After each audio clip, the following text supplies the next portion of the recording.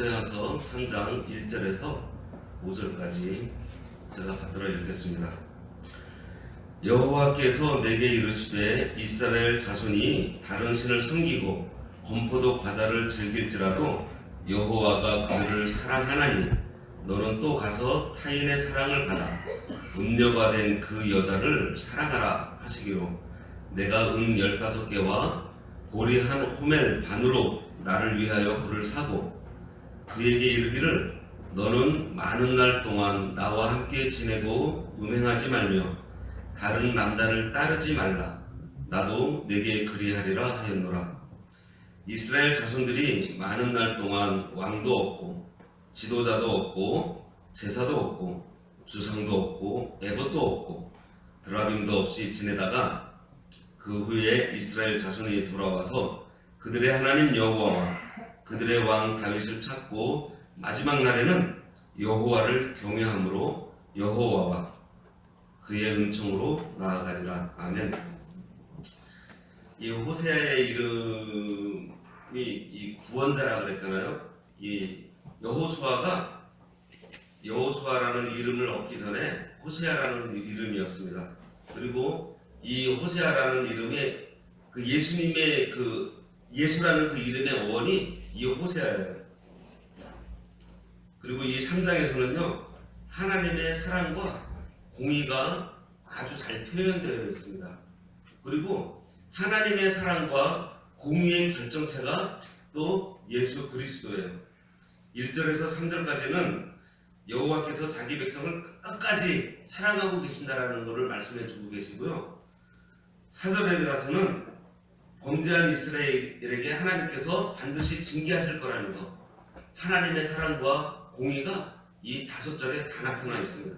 그리고 결국 마지막에 가서는 5절에서 이스라엘이 여호와께로 돌아오게 될 것을 말씀해 주고 계세요.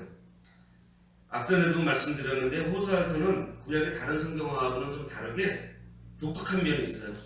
북쪽 이스라엘이 하나님을 떠나 우상을 섬기는 큰 죄에 빠졌지만 하나님께서 그들을 아주 버리지 않으시고 긍휼을 베풀어 주실 것을 깨닫게 하려고 호세아 선지자의 그 비상식적인 결혼 생활을 통해서 하나님의 사랑을 보여주고 계신다는 겁니다. 오늘 본문 3장의 내용은 호세아의 아내가 바람이 나서 집을 나갔는데 호세아가 찾아가서 돈을 주고 다시 사와서 사랑한다는 내용입니다.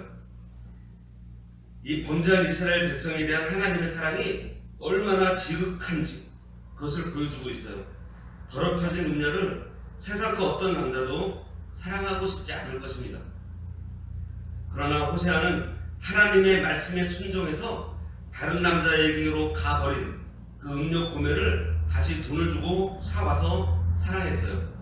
하나님께서는 호세아 선지자의 그 결혼 생활을 통해서 내가 너희를 얼마나 사랑하고 있는가를 보여주고 계신 거예요. 본장에서 보여주시는 그 하나님의 사랑을 살펴보겠습니다. 하나님의 사랑은요, 참 사랑할 수 없는 그러한 사랑을 사랑하는 거예요. 그 한량 없으신 하나님의 사랑을 보여주고 있습니다.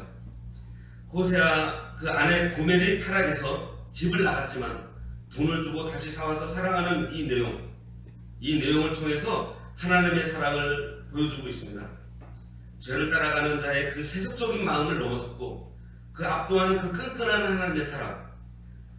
하나님은 우리를 시기하기까지 사랑하신다고 했어요. 고무줄을 당기면 당길수록 이 힘이 강하잖아요. 그러한 것 같이 우리가 범죄에서 하나님을 떠나서 멀어지면 멀어질수록 이 하나님의 사랑은 더 강력한 위력을 발휘를 해서 우리를 잡아 끈다라는 거예요. 1절에 보면 여호와께서 내게 이르시되 이스라엘 자손이 다른 신을 섬기고 건포도 과자를 즐길지라도 여호와가 그들을 사랑하나니 너는 또 가서 타인의 사랑을 받아 음녀가 된 그 여자를 사랑하라 하시기로. 호세아의 아내 고멜이 남편 호세아를 떠나서 다른 남자를 따라 음행의 길로 갔듯이 하나님의 백성 이스라엘이 하나님을 떠나서 바알과 아세라신을 섬기고 포도주와 떡을 먹으며 방탕하고 쾌락주의로 또 세속주의로 빠진 것을 말씀하고 있습니다. 다른 신을 섬긴다는 것은 하나님 외에 다른 신을 흠모하며 또 하나님보다 더 사랑한다는 것이에요. 영적인 배교와 우상 숭배를 보여주고 있습니다. 이 건포도 떡은 그 맛과 관련해서 육체적이고 좀 감각적인 그러한 우상 숭배의 모습을 상징하고 있습니다. 특히 이것은 아수르의 풍속인 그 아수르에 있는 그 풍요의 여신 아스다롯 그 신전에 바쳐진 희생의 떡과 연관이 있어요. 예레미야 7장 18절에 보면은 자식들은 나무를 줍고 아버지들은 불을 피우며 부녀들은 가루를 반죽하여 하늘의 여왕을 위하여 과자를 만들며 그랬습니다. 이 본절은 그 여인의 간음을 전제하고 있습니다. 이것은 음부된 여인처럼 여호와를 배반하고 우상 숭배에 빠져 있는 이스라엘 백성의 그 타락한 모습을 보여주고 있어요. 오늘날 우리의 모습인 것입니다.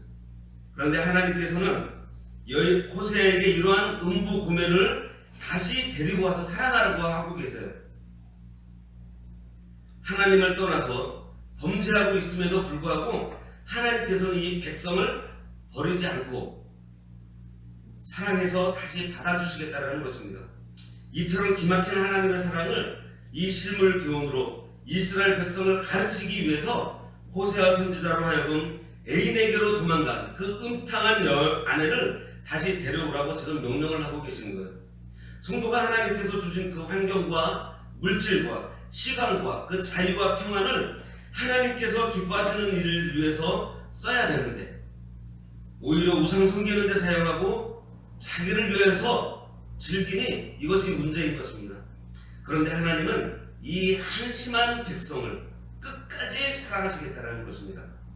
인간들의 사랑의 개념으로는 전혀 이해할 수 없는 이 하나님의 사랑을 이 호세아서에서 잘 보여주고 있어요. 그리고 결국 이 하나님의 사랑은 예수님을 이 세상에 보내서 형편없는 우리를 구원해 주시는 하나님의 무한하신 그 사랑의 구원을 통해서 잘 보여주고 있습니다. 우리의 상태가 너무나 형편없을 때 구원해 주셨어요. 로마서 5장 6절 이하에 보면요, 약할 때, 경건하지 않을 때, 또 죄인 되었을 때, 원수 되었을 때에 우리를 사랑하시되 독생자 아들을 죽음에 내어 주기까지 사랑하셨다라고 기록되어 있습니다. 여호와가 그들을 사랑하니 너는 또 가서 타인의 사랑을 받아 음녀가 된 그 여자를 사랑하라 하시기로 이렇게 말씀하세요. 마음이 아무리 넓다고 해도 다른 남자와 놀아나는 여자를 사랑할 수 있는 남자가 있을까요? 하지만 하나님께서 음부가 된 이스라엘을 사랑하고 계신다는 것입니다. 그것을 지금 보여주시기 위해서 호세아 선지자에게 가서 그 음부가 된 그 여인을 찾아가서 다른 남자에게 한 그 여인을 찾아가서 그냥 데리고 오라는 것도 아니고요, 또 대가를 지불하고서 데리고 오라는 거예요. 지난날 우리는 어땠습니까? 죄 가운데 헤매고 있는 우리를 하나님께서 불쌍히 여기시고 예수 그리스도를 보내주셔서 구원해 주셨습니다. 음부된 여인이 진짜 참다운 남편을 만나서 행복을 누리게 되는 거예요. 이거를 보면은요, 이전에 우리처럼 우리 주변에 많은 사람들이 우상을 섬기며 또 물질 위주로 살아가고 있는 것을 볼 수가 있습니다. 우리가 그들을 미워할 것이 아닙니다. 이 호세아처럼 자기의 삶을, 하나님의 진리를 설명하기 위해서 이 살아간 것처럼 우리도 우리의 삶을 통해 가지고 하나님의 이 사랑을 보여주며 실천하며 증거하는 삶을 살아야 되는 게 우리 성도들의 삶이라는 것이에요. 우상 숭배에 빠져 있는 가족이나 우리가 그 이웃을 지적하고 미워할 것이 아니고 오히려 불쌍히 여기고 하나님의 사랑을 전해주고 이렇게 대가를 지불해서라도 다시 데리고 와서 사랑하는 그러한 호세아와 같은 그런 삶을 우리가 살아야 된다는 것입니다. 2절 말씀에 내가 은 15개와 보리 한 호멜 반으로 나를 위하여 그를 사고 그랬습니다. 남편과 자식을 버리고 집을 나가 다른 남자와 살고 있는 여자를 집으로 데려오기 위해서 사오는데요, 종 한 사람 사는데 들어가는 비용으로 사온다는 말입니다. 그 비용은요, 은 15세겔과 보리 한 호멜 반이라고 했어요. 이 보리 한 호멜 반은 은 15세겔 정도의 가치를 가지고 있습니다. 은 30세겔이죠. 그때 당시에 노예 한 사람의 몸값입니다. 결국 호세아가 지불했던 이 비용은 그 여자가 낮아진 신분과 노예와 같은 생활을 하고 있었다는 것을 알 수가 있어요. 이것은 창녀 같은 이스라엘의 그 타락한 모습을 지금 보여주고 있는 것입니다. 음란한 아내를 데려오기 위해서 노예 한 사람 그 값밖에 안 나가는 돈을 내고 지금 사온 거예요. 이것은 하나님을 떠난 이스라엘이 얼마나 무가치하고 쓸모없는 존재가 되었는가를 보여주고 있습니다. 하나님께서 주신 모든 특권을 내버리고 세상에 빠져서 쾌락주의로 나간 자의 결말은 마침내 이처럼 무가치한 자리로, 진짜 하나님의 저주를 받은 자리로 내려가는 거예요. 예레미야 17장 5절에 여호와께서 이와 같이 말씀하시니라 무릇 사람을 믿으며 육신으로 그의 힘을 삼고 마음이 여호와에게서 떠난 그 사람은 저주를 받을 것이라고 말씀하셨습니다. 만물보다 거짓되고 부패한 것이 우리 인간이에요. 하나님은 그런 인간을 구원하시기 위해서 지금 우리를 찾아오신 것입니다. 3절 말씀에 그에게 이르기를 너는 많은 날 동안 나와 함께 지내고 은행하지 말며 다른 남자를 따르지 말라. 나도 내게 그리하리라 하였노라 했습니다. 남편을 버리고 다른 남자에게 간 아내를 돈을 주고 사오면서 그에게 다짐합니다. 내가 돈을 주고 사서 다시 나의 아내로 삼았으니 앞으로 다시는 다른 남자를 쫓아가지 말고 일평생 나와 함께 살자. 아니, 이거 얼마나 파격적인 공격입니까? 이제 고멜의 그 음란한 생활은 끝나게 되었어요. 이제 고멜은 호세에게 다시 돌아와서 순결한 삶을 살도록 지금 요청을 받고 있습니다.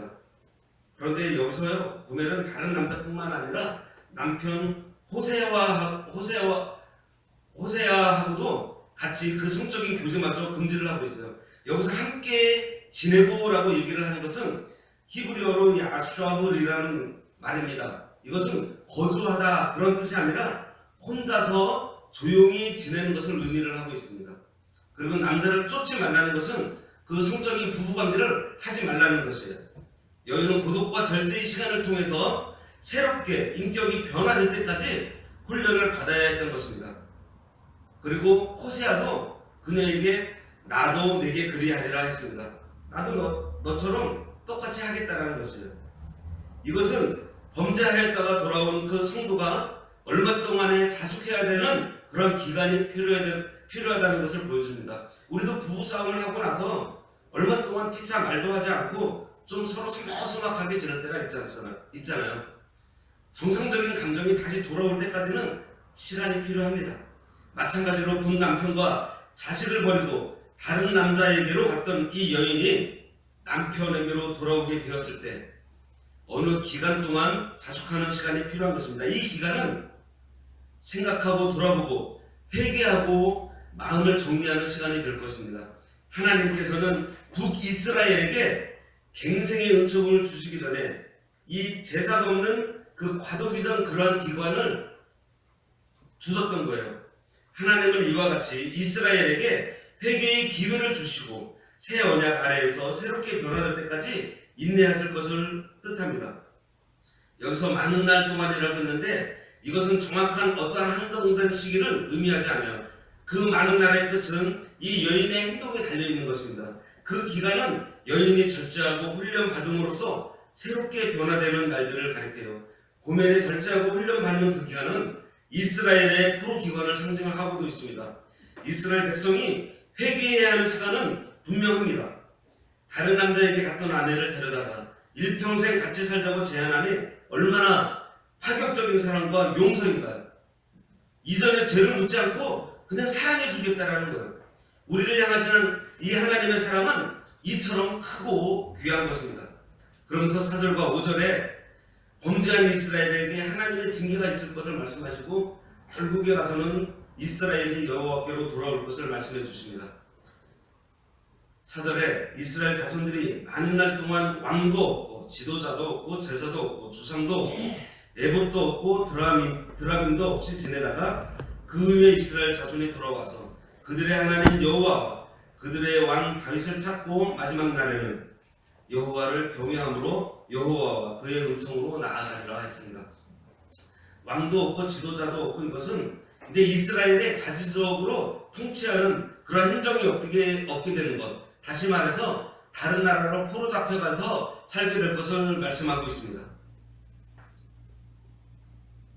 이때는요 중간에 지도자도 없고 왕도 없고 또 제사장도 없어서요 이제 하나님께 예배도 못 드려요. 제사도 없고 주상도 없고 에봇도 없고라고 그랬습니다. 제사는요 여호와께 드리는 이 희생 의식으로서 이스라엘 종교의 행위를 상징을 하고 있습니다. 이 주상은 이게 기둥이에요. 이 기둥을 뜻하는데 후에는 그 제단 곁에 이 주상을 이렇게 세워놓아서 종교적 숭배물로 인식되어서 이교적 그 우상 숭배와 관련되는 그러한 것들로 변질되었습니다. 근데 중요한 것은 이 특히 바알 숭배의 일환으로 이 주상을 많이 세웠다라는 거예요. 그래서 본 구절은 전통적인 제사가 되었든지 또 우상과 관련된 혼합주의적인 그 종교 행위가 되었든지 간에 이 종교 행위가 이제 폐지되어질 것을 언급을 하고 있습니다. 우리가 이렇게 범죄를 하면은요, 우리가 하나님을 이렇게 떠나면은요, 이제 예배도 우리 마음대로 드릴 수 없을 때가 온다는 거예요. 지금 우리가 이렇게 마음 놓고 예배를 드릴 수 있는 이 은혜가 얼마나 큰 은혜인지 우리가 알아야 됩니다. 이스라엘은 자기들을 다스려주는 통치자가 없을 뿐만 아니라 예배를 드릴 수 있는 이제 자유도 박탈당한 거예요. 그러면서 에봇도 없고 드라빔도 없다라고 했는데 이 드라빔은 가정의 수호신으로서 미래를 예언하는 신으로 숭배되었던 것입니다. 집집마다 있었어요. 그리고 이것은 점치는 도구였어요. 개인적인 우상 숭배랑 굉장히 밀접한 연관을 갖고 있었습니다. 그래서 에봇과 드라빔이 없어진다는 것은 여호와 숭배와 관련된 혼합주의적 우상 숭배가 이제 종말될 것을 말씀하고 있어요. 이처럼 이스라엘은 정치적으로 종교적인 암흑기를 맞게 될 것을 예고해주고 있습니다. 그런데 이 기간은요 이스라엘에게 있어서 참회의 기회가 될 것이고요 인내와 시련을 통한 분명 훈련의 기회인 것은 틀림없습니다. 이스라엘이 하나님을 떠나 처량하고 비천한 생활을 하게 되다가 마침내 다윗의 후손인 예수 그리스도를 통해서 회복될 것을 말씀해주고 있어요. 오직 예수 그리스도를 통해서만 회복될 수 있다는 것을 알려주고 계시는 것입니다. 하나님을 떠나서 이스라엘에게는 왕도 지도자도 없고 제사도 주상도 에봇도 드라빔도 없이 지내다가 마침내 다윗의 자손인 예수 그리스도를 통해서 회복될 것을 예언하고 있습니다. 하나님을 떠난 이스라엘은 마치 그 남편을 떠나서 고독하고 비천한 그 가운데 빠진 이 고멜과 같은 것입니다. 그 후에 다윗을 찾고라고 했어요. 이스라엘의 시련의 기간을 통해서 회개함으로써 이제 거짓된 그 신 대신에 여호와 하나님을 찾게 될 것을 말씀하고 있습니다. 여기서 다윗은 1차적으로는 그 다윗 왕가의 법적인 혈통을 이을 사람을 의미를 하고 있지만 궁극적으로는 메시아 예수 그리스도를 가리키고 있습니다. 다윗에게 후손의 나라가 경복해 될 것이라고 약속하신 것은 바로 이 예수 그리스도의 주권이 선포되는 하나님 나라에 대한 언급인 것이에요. 따라서 이스라엘은 여호와께 회개하고 돌이킨 그 결과로 참된 왕이신 메시아를 찾고 그에게 복종하게 될 것을 뜻하고 있습니다. 한편 이러한 메시지는 역사적으로는 종말론적 메시아 대망 사상으로 또 계속 이어지게 되어 있어요. 여기서 말일은 단순히 미래를 뜻하지 않고 이스라엘의 회복의 때를 가리키는 종말을 의미를 하고 있습니다. 또 그때는 곧 구속이 완성될 메시아의 날이고 하나님 나라가 종결되는 메시아의 강림의 날인 것입니다. 그리고 여기서 경외함으로 나아가리라 했습니다. 이 경외한다는 것은 우리가 단순히 그냥 두려워하는 것이 아닙니다. 진짜 하나님을 존경하고 섬기게 되는 그 두려움으로 하나님의 그 거룩함 앞에서 우리가 겸손히 떠는 것을 뜻합니다. 이 은총으로 번역된 이 토브라는 말은 선하신 그러한 의미입니다. 하나님의 이 선하심은 땅의 소산인 곡식과 새 포도주와 기름이 아름답고 풍성하게 넘치도록 채워주실 것을 말씀하십니다. 이것은 곧 이스라엘의 이 죄를 용서해 주시는 그 은혜의 표현이 되고 또 그들을 자비와 긍휼로 하나님께서 용납해 주시는 축복의 결과인 것입니다. 이와 같이 하나님의 이 선하심은 이스라엘의 회복을 가져오게 되는 요인이 되고 한편 이스라엘은 메시아가 오심으로 다시 회복될 것을 이 호세아 3장을 통해서 말씀해주고 계세요. 우리가 이 오늘 말씀을 통해서 기억해야 될 것이 있습니다. 하나님의 은혜를 받고 또 다시 세상으로 돌아간다는 것, 이건 얼마나 큰 죄가 되는지, 또 이것은 마치 남편을 버리고 다른 남자에게 가는 음녀와 같다라는 사실을 우리가 알아야 됩니다. 그리고 또 알아야 되는 것은요, 하나님께서는 우리가 돌아오기만 하면 또 회개하기만 하면 다시 받아주시겠다라는 거예요. 아무 조건 없이. 혹시 범죄했을지라도, 혹시 넘어졌을지라도 이 하나님의 무한하신 이 사랑을 기억하고 우리가 빨리 돌아서기만 하면, 하나님 앞에 다시 나아가기만 하면 이 넘치는 은혜로 받아주신다는 사실을 우리가 믿어야 됩니다.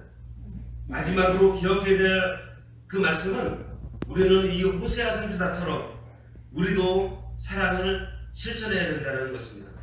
우리의 삶 속에서, 우리의 생활 속에서 하나님의 사랑을 실천해야 된다는 거예요. 세상 중심으로 살아가는 그 사람들을 우리가 힐난할 것이 아니라 불쌍히 여기고 그들을 위해서 기도하고 그들에게 하나님의 무한하신 그 사랑을 우리의 삶을 통해서 전달해야 된다는 것입니다. 호세아처럼 하나님의 사랑을 실천함으로 하나님의 은총으로 나오는 그 자들이 일어나도록 우리를 먼저 불러주셨다는 그 사실을 알고 호세아처럼 하나님의 사랑을 증거하는 우리 모두가 되어야 하겠습니다. 기도하겠습니다.